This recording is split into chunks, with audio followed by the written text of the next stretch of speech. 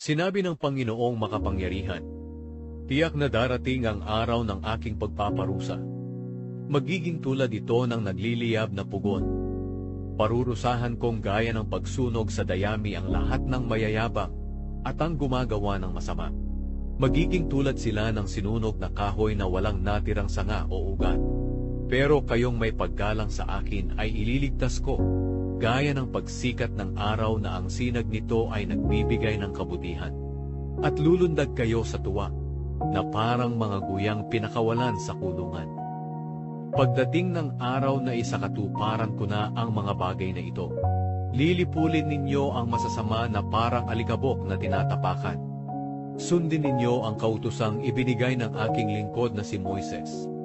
Ang mga utos at mga tuntuning iyan ay ibinigay ko sa kanya doon sa bundok ng Sinai, upang sundin ng lahat ng mamamayan ng Israel. Makinig kayo, bago dumating ang nakakapangilabot na araw ng aking pagpaparusa.